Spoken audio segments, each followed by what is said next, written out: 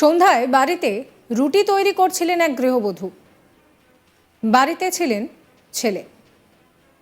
হঠাৎই বাড়িতে বেশ কয়েকজন ঢুকে তাকে জানে শেষ করে দেওয়ার চেষ্টা করা হয় বলে অভিযোগ।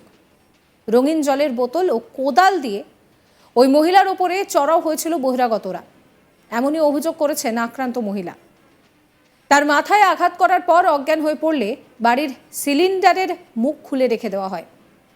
এদিকে এত কিছুর সময় বাড়িতে থাকা ওই মহিলার মুখ চেপে রাখা হয় যাতে সে চিৎকার করতে না পারে। চাঞ্চল্যকর এই ঘটনাটি ঘটেছে বীরভূমের শান্তিনিকেতনের উত্তর নারায়ণপুরে। যদিও ওই আক্রান্ত মহিলার দাবি হামলাকারীরা সকলেই তার পরিচিত, বলা ভালো যে আত্মীয়। পারিবারিক কারণেই তাকে জানে শেষ করে দেওয়ার চেষ্টা হয়েছে বলে দাবি করেন ওই মহিলা।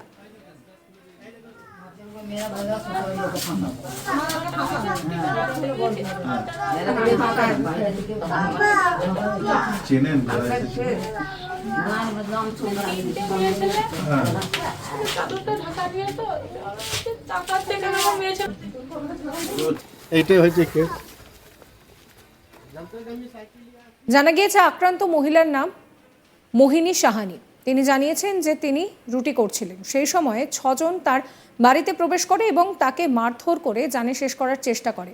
তারা হাতে রঙিন জলের বোতল নিয়ে মাথায় আঘাত করে এবং কোদালের বাট দিয়ে ও একই সঙ্গে দেওয়ালে মাথা ঠুকে তাকে মারধর করা হয়।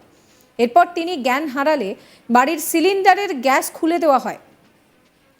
মোহিনী আরও বলছেন যে তিনি যাতে কোনোভাবেই চিৎকার করতে না পারেন তার জন্য মুখ চেপে রাখা হয়।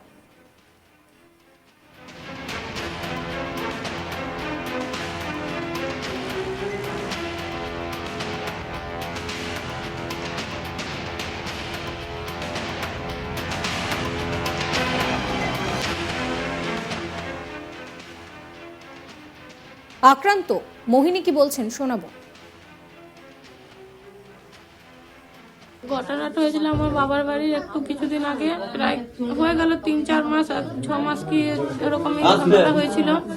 তখন এরকমই ঘরে ঢুকে আমার মাদেরকে মারধর করেছিল। সেটা তো আমি না পড়ে আমি ভিডিও করে নিয়েছিলাম যে মারধর করছে, বেশ মারুক, ভিডিওটা করে রাখি, থানায় কেস করে দেবে। কিন্তু ওই ভিডিওটা আমার কাছে ছিল, আমার মোবাইলটা তখন কার ছিল তো আমি খাটের তলায় ঢুকিয়ে দিয়েছিলাম বলে খুঁজে পাইনি। দিয়ে ওইটা ও কেস করেছিল আমার উপরে। যখন কেসটা করে বললাম বেশ কে সত্যি না কে মিথ্যে, কেস করেছে আমি কোর্টে নিয়ে গেলেই হবে। যে সেই জিনিসটার জন্য আগামী 11 তারিখে কোর্টের ডেট। যে ওই জন্য কালকে ওরা বলছে কালকেও এসেছিলাম, তোকে কালকে মেরে দিতাম, কালকে তুই বেঁচে গেলি, ওরকম বলে। যে এইখানে আমি প্রথমে তো এই গেটটা ওই ঝামেলাটার জন্য এসেছিল, যে এই গেটটা আমি লাগিয়ে নিয়েছিলাম, চুলমুটি ধরে টেনেছে, দিয়ে বাচ্চাটাকে ধরে বলছে মোবাইলটা দে, মোবাইলটা ওইখানে আমার মোবাইলটাও চেনে, এই ঘরটাতে সামনেই ছিল, বলছে এই মোবাইলটা বটে ভাঙ, ভিডিওগুলো ডিলিট করলো, বলে পাসপোর্টটা বল। দিয়ে আমি বলে দিলাম বাচ্চা ছেড়ে দাও, আমি পাসপোর্টটা বলে দিলাম 2021 আমার পাসপোর্ট তুমি ডিলিট করে দাও, আমি যা হবে আমার বাচ্চাকে ছেড়ে দাও, ওরকম করো না। দিয়ে ভিডিওটা ডিলিট করে এখানে মোবাইলটা ভেঙে দিল।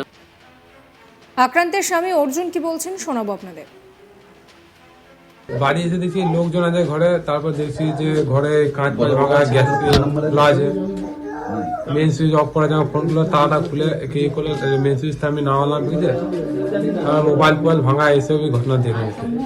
কি কারা এসেছিল, তোমার কারা করেছে তোমার বউপতির ঘটনা? কারা জানি না, আমার স্ত্রী জানে, এটা আমি তো দেখি না ওদেরকে।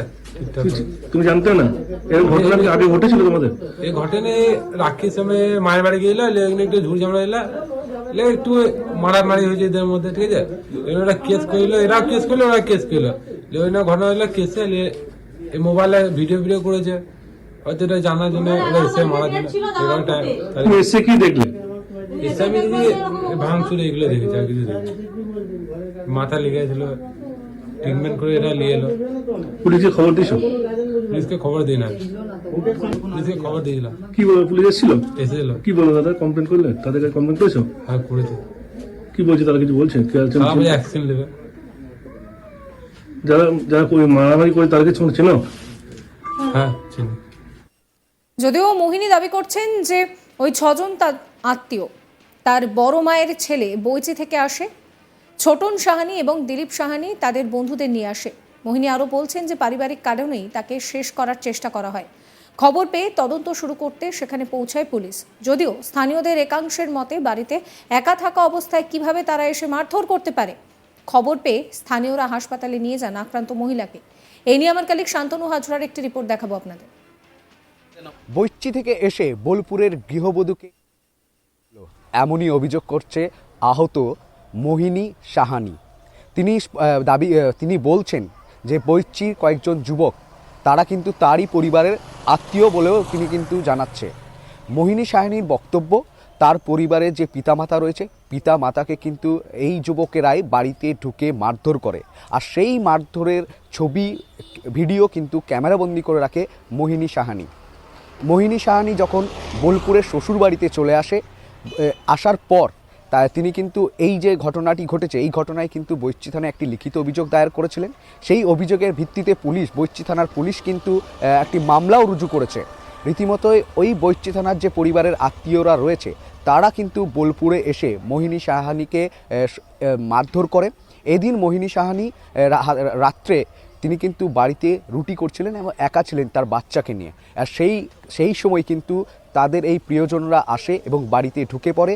মোহিনী সাহানির উপর তারা চড়াও হয়, তাকে মারধর করে, তাকে বিভিন্নভাবে মারধর করে, হুমকি দেয় বিভিন্নভাবে।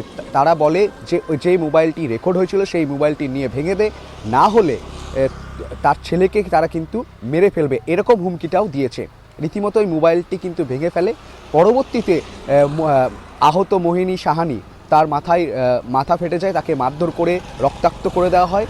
তারপর আহত মোহিনী তিনি কিন্তু শান্তিনিকেতন থানায় লিখিত অভিযোগ দায়ের করে তাদের এই ছোটন সাহানি আরও বেশ কয়েকজনের নামে এবং আশা সাহানি, এই বেশ কিছু যে সাহানি পরিবার তার দুঃসম্পর্ক আত্মীয় তাদের নামে কিন্তু 6 জনের বিরুদ্ধে তিনি কিন্তু শান্তিনিকেতন থানায় লিখিত অভিযোগ দায়ের করেন।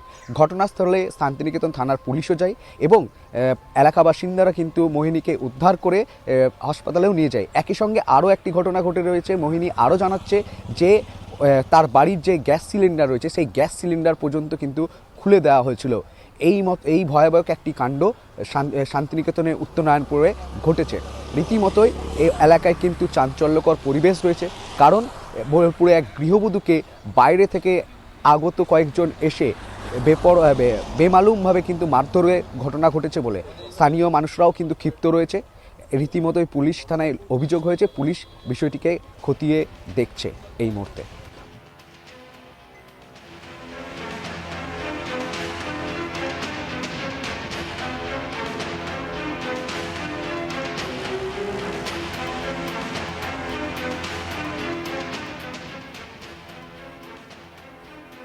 সাবস্ক্রাইব করবেন আজ তাক বাংলার ইউটিউব চ্যানেলকে, ফলো করবেন হোয়াটসঅ্যাপ চ্যানেল।